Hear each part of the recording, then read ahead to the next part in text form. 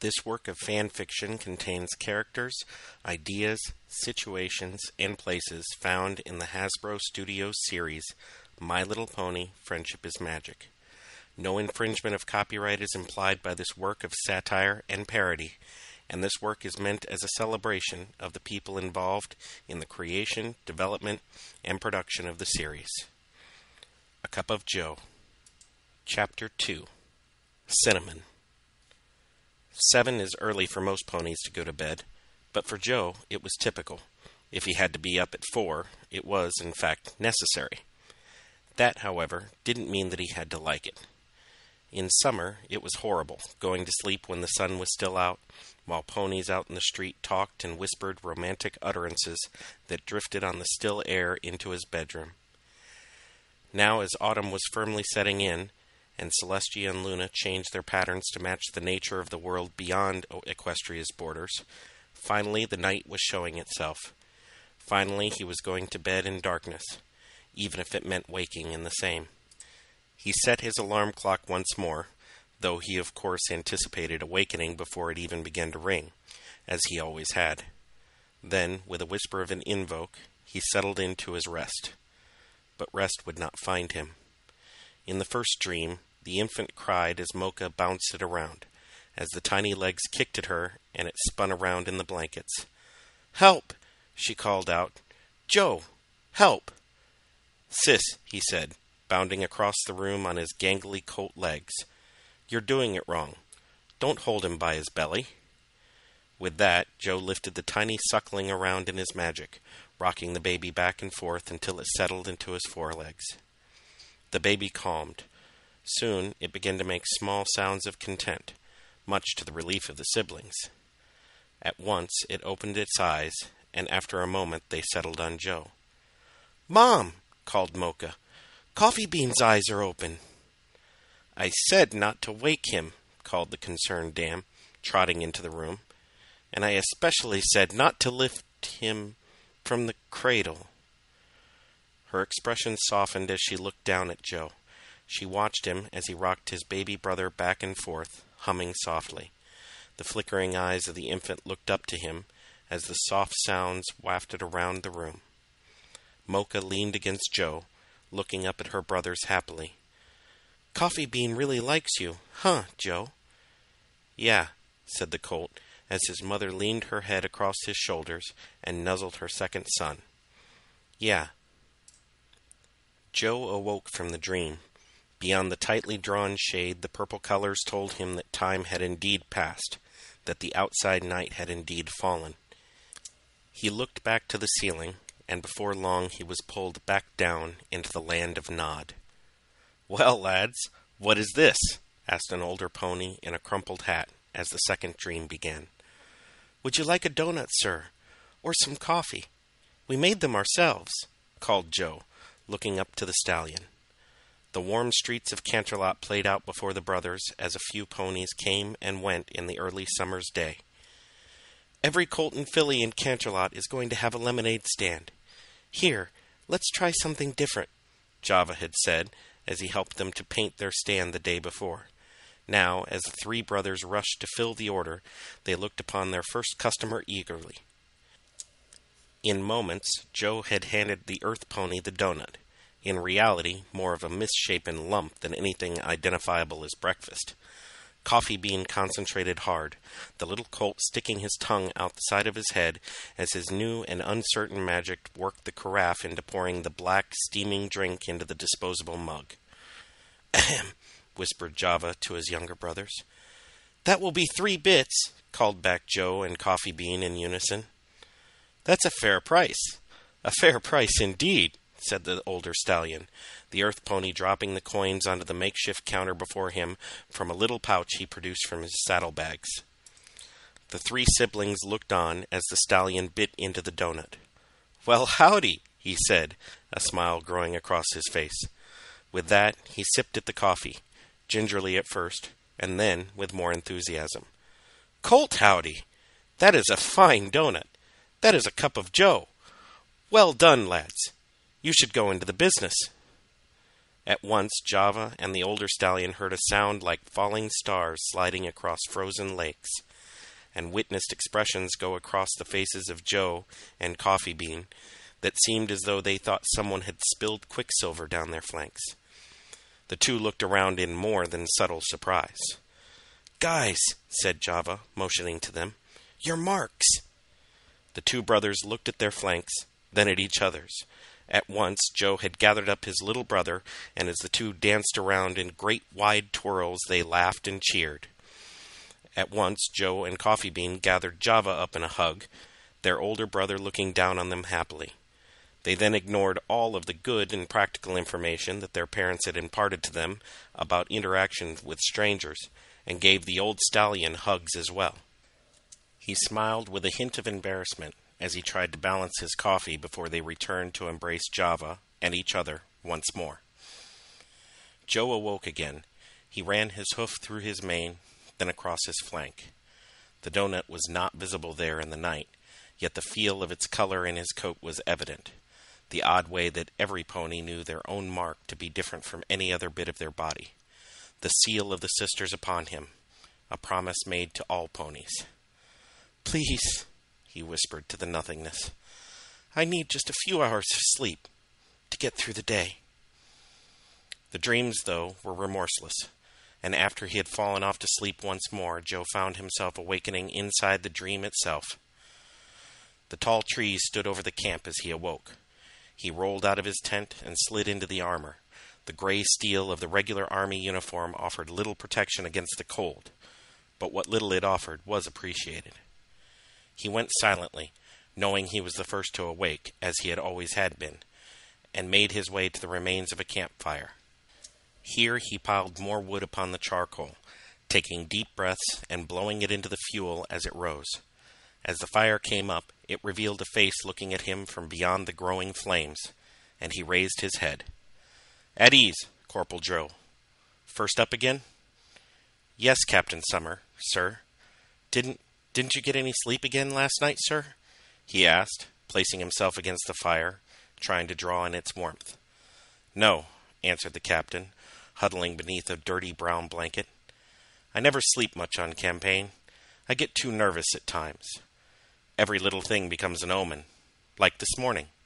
Every other morning we've heard birds. Where are they today? I get crazy with this stuff, it seems, seeing omens everywhere." "Yes, sir," said Joe, smirking to himself at the superstitions that seemed to haunt the officer. Raising himself up, he brushed off the ashes and saluted. "Excuse me, I have to relieve myself. I'll bring back some more wood, sir." "Thank you, Corporal." Joe went deep into the woods that surrounded the Hemlock Army Corps, out far beyond his own division, long past the tents of his own brigade, his own regiment. Finding a secluded spot, he stopped and removed his helmet, lest it fall into the stream of his water, like that first time, an embarrassing situation that he wished not to repeat. He looked to his corps badge, the hemlock leaf. As his water flowed, he pondered the regimental horn and the number within, the 145th Light Infantry, the Falling Leaves Regiment. He was proud to be out here, serving, protecting, doing his part. The fact that he hadn't had to do any real fighting, and that he'd even been promoted to corporal, had made it that much better. As he finished up, he put the helmet back on his head and looked down into what he had thought was a latrine pit, and realized that all of that good fortune was about to come to a sudden and immediate end. It was, in fact, not a latrine, but a foxhole, and not the type inhabited by foxes. He instead realized he was looking down into the incensed faces of a group of Scrofa soldiers. Since the rumors of a belligerent tribe of Scrofa snooping at Equestria's borders was the very reason that the Hemlock Corps were out here in the Everfree, he realized this was not going to be a pleasant way to begin the morning. The second thing he realized was that the foxhole he had just wheedled all over was one of what was, after a millisecond of observation, many dozens of such scrapes and hidden emplacements, and all of these, it seemed, were filled with unhappy-looking porcine faces, each tusked and with hard black eyes. The third thing he realized in those tiny moments was that they must be excellent soldiers. This he gathered because they, despite the obvious, burning, seething hatred that was radiating from them, as anyone who had just been urinated upon would naturally have for their defiler, did not move to attack him until one of their officers hissed quietly, "Kill him!" At once, 4 large Scrofa warriors erupted from the foxhole, their tusks flailing at him, their spears missing him by only inches. Joe wheeled over, catching a glancing blow with a spear across his armor, using his magic and the momentum of the soldier to carry the boar high and wide against a nearby tree. As the creature smashed against the tree with a sickening crack, Joe turned and ran, pelting at the earth, using his magic to cast up rocks, sticks, trunks of fallen trees. In a quick glance over his shoulder, he saw the entire assemblage of the Scrofa ranks rise out of the earth, begin gathering into columns. It was a full-fledged attack, timed to the dawn.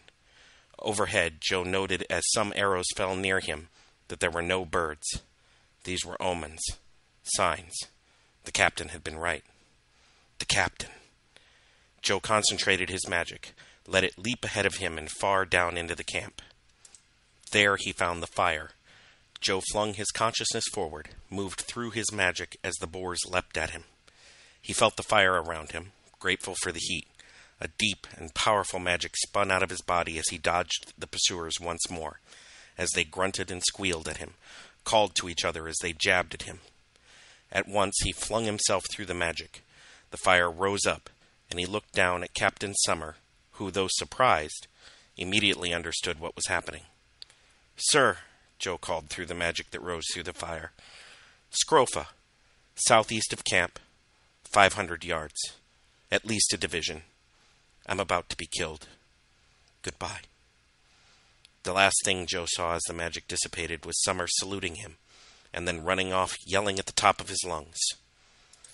That's when the first spear hit him. He felt it pierce all the way through his withers, finding the one gap along the top of the armor. He felt it draw him down to the earth with a crackling thud. As the blinding pain began, he rolled to his back as the boar tried to gore him with his tusks, rolled again as it lunged upon him.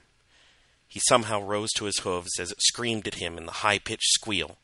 He yelled back at it with a wild bray, pulled the spear through himself with his magic and straight into the throat of the Scrofa, returning it with pleasure to its former owner.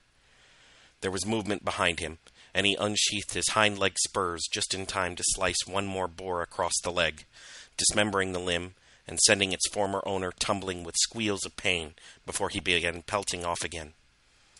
The pain in his withers was inescapable, and he screamed to himself as he ran.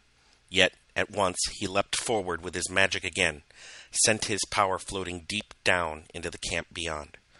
There, the few ponies in who were awake saw it, and wondered at it. In camps of his own regiment, in other regiments, in any place he could find, he searched for pots, pans, the act draining him even as he felt the presence of more boars around him. At once he began clanging these cooking implements together, the powerful spell ripping the energy from him, letting his pursuers catch up to him, yet giving the hemlock core warning. Time. He beat the pans together, felt them out with his magic, beat them against rocks, trees, against the heads of ponies who dared try to go back to sleep over the ringing cacophony. That is when the second spear bit at him, once more hobbling him. Just as he turned to deal with it, an arrow too found a space inside him, sending him rolling around in the old leaves and twigs at the bottom of the hollow into which he had fallen with screams of pain. The spear he quickly pulled out, a great arc of blood erupting from his shoulder as he did so. "Well," he thought, laying the spear across the ground, "that's an artery. I'm dead." He did the same with the arrow, crying out horrifically as he wrenched it out of his stifle. This immediately he launched at the first boar to appear at the top of the hollow, catching it through one of the soulless black eyes. As the boar ran off screaming into the woods, more appeared at the top of the ridge. Joe looked up at them with a sneer, daring them to come on. One leapt, and Joe's magic lifted the spear to catch it as it did so. It ripped into the Scrofa just at the heart, the boar going limp instantly, blood gushing from it as it wheeled over Joe's head like a macabre pole vaulter. Drenched now in his own blood and the blood of his enemies, he unsheathed his spurs and looked up at them. They gathered there, looking down on him with something approaching interest as the blood pooled around him. After a moment, one spoke. "Honorable," it said, nodding to him. "Honorable foe." Joe nodded, backing up slightly, his spurs still raised. He wobbled. Joe felt his vision beginning to recede, felt the blackness creeping in. Beyond the group, he could hear the thud, thud, thud, thud of thousands of porcine hooves, their army closing in on the unsuspecting camp of the Hemlock Corps. "Yes," added another. "Much honor in killing this one." With that, a few advanced on him, and as he sank down into the mire of blood and sticks and leaves, he felt his body begin to collapse around him. As he thudded to the ground, he heard the wild yells of Pegasi, the elite skirmishes and scout of the Corps, racing in with wild abandon. He was lifted on gentle hooves as the sounds of equestrians of all three races colliding in battle with the Scrofa followed him down into the darkness. Joe awoke again. At first, he feared that he had befouled himself, as the sheets were slick with moisture. No, he realized. It was sweat. It was just sweat. He laid down again in his own wetness, the awful smell of his own body odor enveloping him. "Please, I just want some sleep. Please," he called into the nothingness. The next dream started with him staring into his own big green eyes. As the attendants came to him, they wiped the white paint along his flanks, through his mane. It was cool, and the touch of their hooves brought with it the feeling of being swept away on a sheet of ice. As the lovely mares lowered the armor upon him, they spoke. "Gold, the color of worth. You have proven yours beyond any doubt." As the beautiful mares lowered the plume helmet upon his head, they spoke again.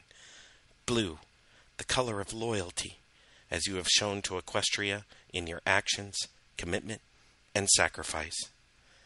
With that, they took Joe's hoof, turning him towards the gathered assembly. Before him stood the Minister of War, ready to give the oath once more. To Joe's side, there stood ranks of the other newly minted guards ponies, some wounded in the same battle as himself, all having made a sacrifice above and beyond what was asked for. As the muses of the House of Unicorns stood beside him, he looked out into the assembly, found his parents there, Mocha, Java, and Coffee Bean as well. He tried to smile, but he was afraid the paint would chip. Finally, after agonizing minutes, the minister approached. "Brevet Sergeant Pony Joe of Cantelot," he said, reading from the prepared notes. "In light of your bravery and selfless actions at the 5th Battle of the Tall Pines, which perhaps saved the Hemlock Corps from destruction, you have been offered the paint, armor, and helm of the Sovereign. Will you wear them?" "I will." "Will you rise to protect her from any foes, as you have protected the ponies who are dear to her?" "I will." "Will you protect those she loves, those who call her aunt, and those who serve her?" "I will." "Then, Sergeant, in her name, I ask you to take your place in the ranks." With that, he counted down the length of the podium, a smattering of applause reaching up to him, and found his place before a squad of ponies in the Light Infantry Regiment of Her Majesty's Brigade of the Household. He was a Royal Guards pony. Who in the well would have ever thought it? The dream wrapped around itself, moved forward in time. He was out of the armor, back home. His real home, not the apartment. The home where he had been raised. The place where he had been surrounded by love and comfort, where he could offer the same. "It's going to suck for Mocha with you not here," said Coffee Bean, squeezing into the uniform.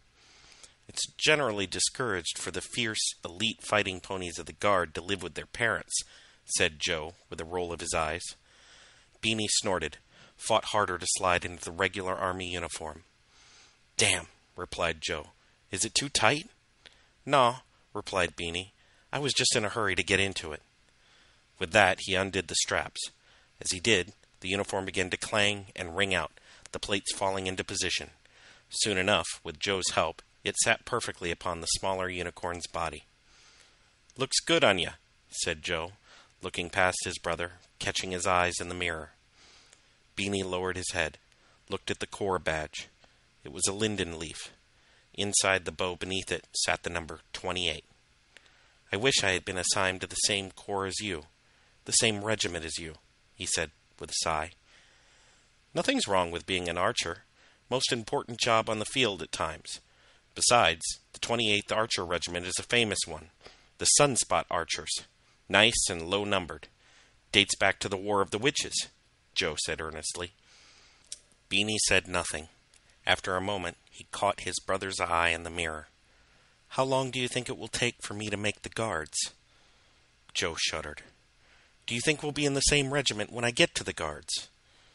Joe trotted forward, leaning his head against his little brother's. "Beanie," he said, his voice cracking, I don't want you to think about trying to make the Guards, okay? That's not what it's supposed to be about. I went through the well out there at Fifth Pines. I almost didn't come back, Beanie." Joe suddenly wished he had told Beanie more about what it was like. Maybe he would have chosen differently. Maybe they would have started that cafe together, like they had talked about. No point in worrying about that now. Not when Beanie was standing there in his gray steel armor and beaming with pride, the quiver of arrows leaning against the doorframe.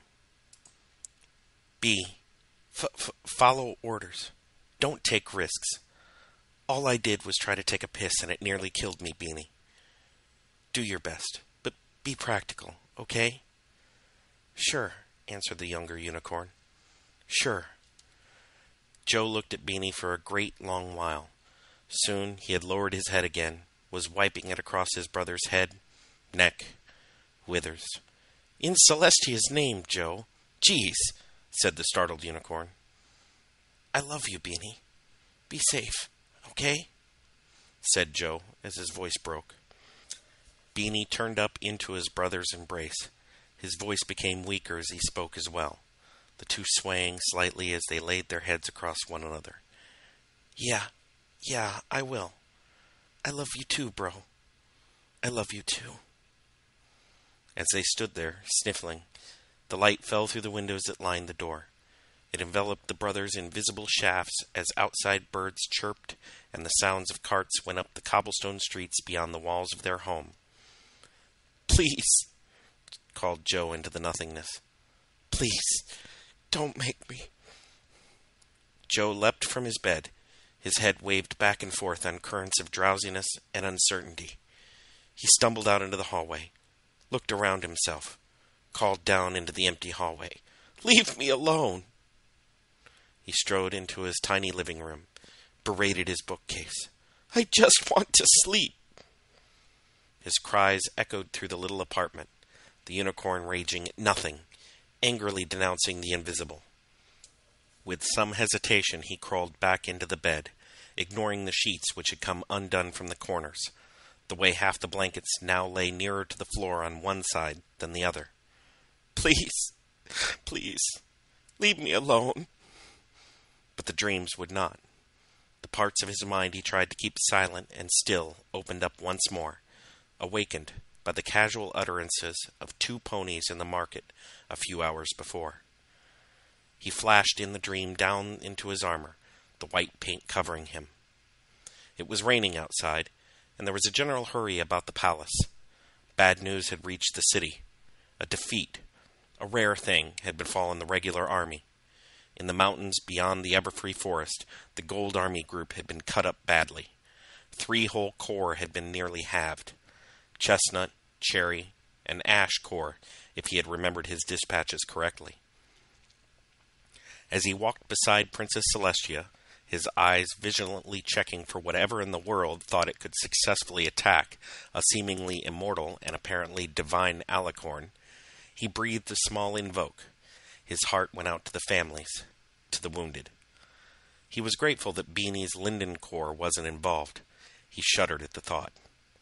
He listened in as a group of ministers, parliamentarians, and officers followed behind, each making entreats upon the alicorn for action.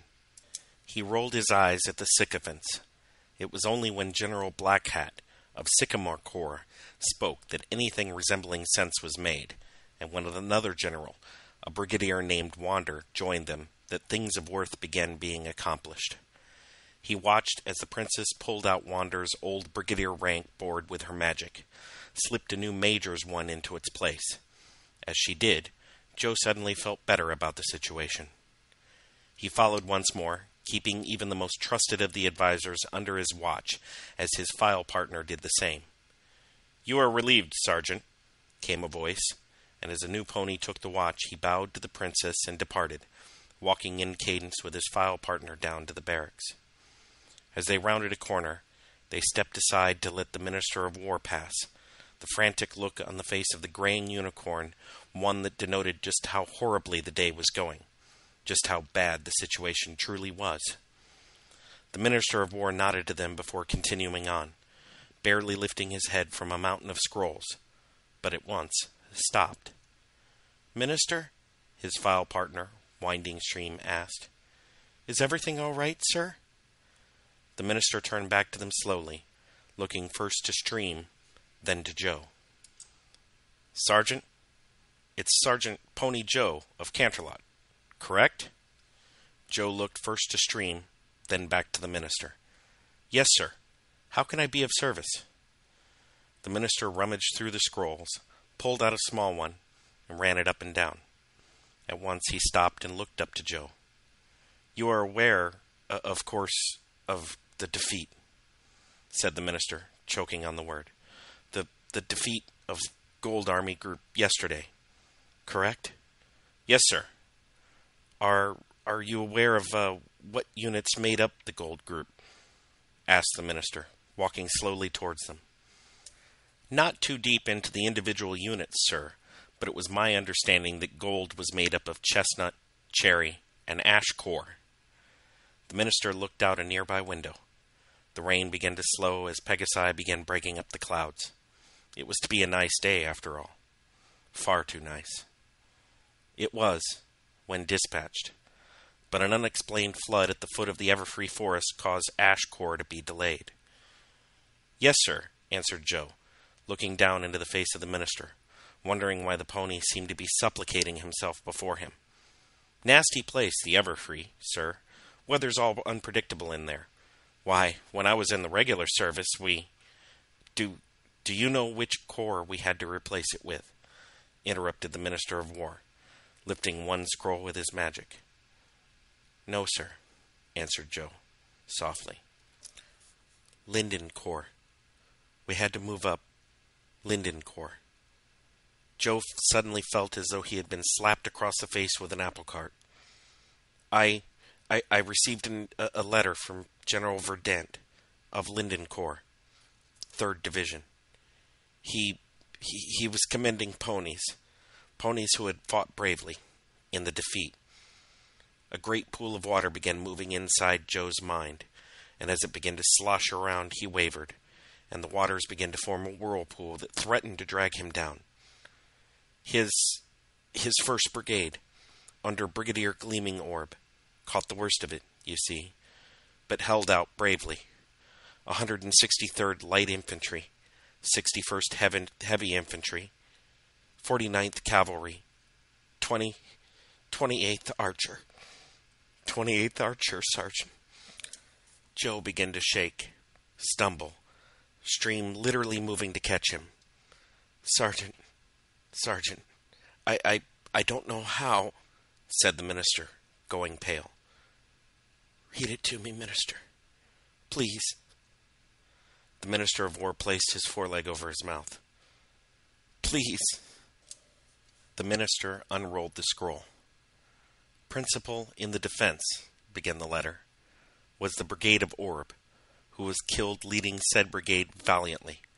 Among that brigade, the 1st of the 3rd Division, fell so many great ponies, each one more loyal and dutiful than can ever be asked." Suddenly Joe remembered looking down into the eyes of a little foal he had held in his forelegs, and it gurgled and cooed at him. The image dug a burning knife into the spot just below his rib cage, twisting into him unforgivingly as his world began to shatter around the words.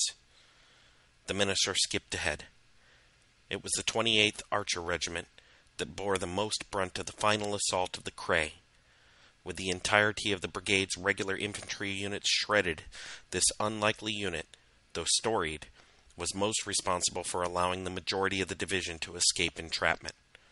My mind's eye clearly sees one individual in particular, a private who must receive mention. The images of dancing around with Beanie as the warm summer air revealed to them their marks for the first time beat at him.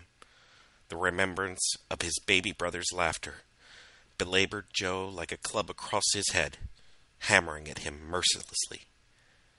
With all the regular and non-commissioned officers dead or deathly injured, it was Private Coffee Bean, brother of Joe, hero of Fifth Pines, who bore up his fellow ponies. Multiple sources here state he was seen rallying them not 3, but 4 times, until he, although already terribly wounded, and given every chance to escape, terribly wounded, every chance to escape. These 2 lines bit at Joe as his face began to twist in agony, as he looked back into the memory and heard his baby brother say, "How long do you think it will take for me to make the guards?" Make the guards. Baby brother. Ultimately was killed. The water, the massive whirlpool sloshing around Joe's head, roared up at him, knocked him over. At once the Minister of War grabbed at him, Stream trying to catch him, too, as his body came crashing down to the floor. Beanie was dead, trying to make the guards, to be like his brother, hero of Fifth Pines. Baby Beanie is dead. Little brother, baby Beanie, gone. Beanie is dead. Joe fell out of their forelegs as horrible sounds began to come from deep within him. First, low moans of anguish that grew into high, resonant shrieks of unnameable pain. He raised himself up, darting at nothing. He fell against a marbled column, his armor clanging against it, and then crashed past it into the wall beneath a tall spire of stained glass windows. His helmet rolled off of him as he hit the floor, spinning. Oh, Sarge! Joe! Joe, I am so sorry. I'm so sorry," said the minister, placing one hoof on Joe's shoulders as the pony wailed, kicking uncontrollably and wildly. "Oh, Joe! Joe!" called Stream, trying to lift him from the floor, trying to wrap his forelegs around Joe's despondent form. Yet they could not. No force in Equestria could lift him, it seemed, as he lay there on the cold marble floor. The deep cries of anguish continued slipping out of him, filling the corridor with horrible sounds that brought ponies cantering and trotting from all corners of the palace. At once the image of the smiling face of his brother reached him, the new armor shining upon him. 2 attendant mares laid his head across both of their laps as he called for his little brother in wild, wounded tones. He called for his baby brother to rise up out of the Well of Souls, to come back up the long stairs and go with him once more down into the creeks that fed the vast waterfalls of Cantelot. He begged his little brother to go out with him into the crisp autumn as it fled into nightmare night, laughing as they gathered treats from the lit houses and watched candles flicker inside pumpkins. A ringing grew into his ears, chiming in loud cadence to the throbbing behind his eyes as he called for his little brother, begged him to come back. His voice called, pleaded to his little brother to come back at him, to all of them, to once again fill the house with his soft presence, just for a day, an hour, even just a handful of minutes, just so that they could tell him how much they loved him one last time, embrace him just once more. Please, please, just one more time. "Beanie!" he brayed out loud, his armor biting into him along the folds. "Beanie!" he called again and again as the attendant mare stroked his mane and rocked him. "Beanie!" he screamed, his throat burning. a ringing behind his ears growing as the gathered ponies began to sob on their own accord, the knowledge of the cause of his misery somehow spreading among them. The stately ponies, lords, ladies, barons, them looking down at him, their hearts growing in sympathy, but unknowing how to help, looking on at the perfectly tangible horror of his dejection. At once more hoof falls were heard, and as the sobbing assembly looked up to see who had joined them, they parted for her. The ringing grew louder, then stopped. He felt a soft light fall over him, and the guard's pony looked up to see himself encased in that light. He was floating in a pool of his own misery, yet it was not reaching him. It was as though he was within the perfect golden light of an egg yolk, and the horrors retreated from him, retreated just enough to allow him to breathe again. "Joe," came the sound of a perfect voice, and the soft feeling of a muzzle placed along his face. "Give me your pain, Joe.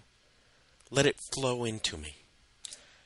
At once he answered it, leapt at it for the comfort and solace it offered, and with that, Procer Celestia Invictus enveloped him in her light all the way down to the very roots of his soul. A new ringing reached him, and for the first time in his adult life, Joe awoke to the sounds of his alarm clock. He had failed to awaken before it, as was his custom. He had failed, just as badly as he had failed Beanie. He opened the window, and with the force of his magic behind him, launched the still-ringing alarm clock out into the cold morning streets of the capital. Beneath it, the stream still merged into the vast waterfalls as he let out a cry that filled the streets.